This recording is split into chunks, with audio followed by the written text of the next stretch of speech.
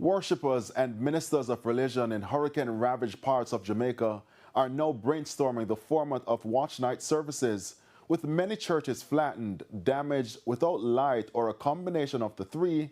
The usual approach won't be possible for many, breaking decades of tradition. Details from Nakinski Robinson. The traditional Watchnight service will have a different look at many churches this year. Some worshippers will literally watch the night sky on New Year's Eve because Hurricane Melissa left their place of worship without a roof. Others won't attend a Watchnight service as their church is not yet operational. We still have to give God thanks because half of the building is still up. But if we are in here no rainfall, we are in problem. So we don't going to have any watch night. We're going to have a watch evening because there's no current.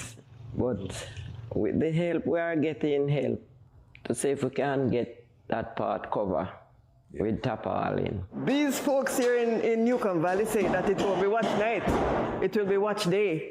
Thanksgiving in the evening for the Lord having kept us to the last day. But normally you'd have the tolling of the bell to ring out the old one and the ringing of the bell to ring in the new year. That won't be so because they won't be here at midnight.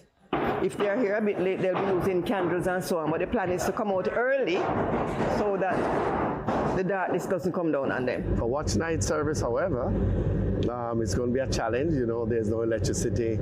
People have to walk to church. But I'm still trying to work out how best we're going to be able to have a scale down, even for half an hour, 1 hour service for the 31st, New Year's Eve.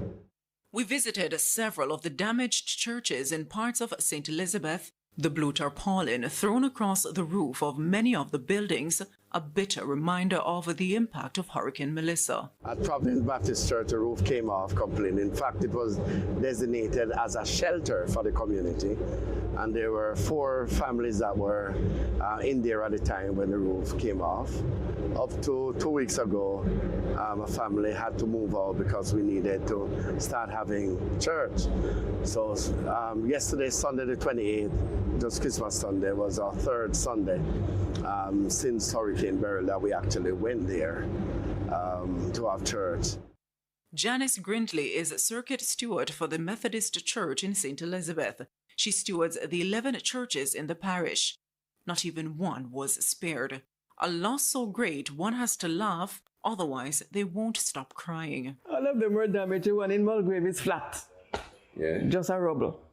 And Black River is almost rubble as well.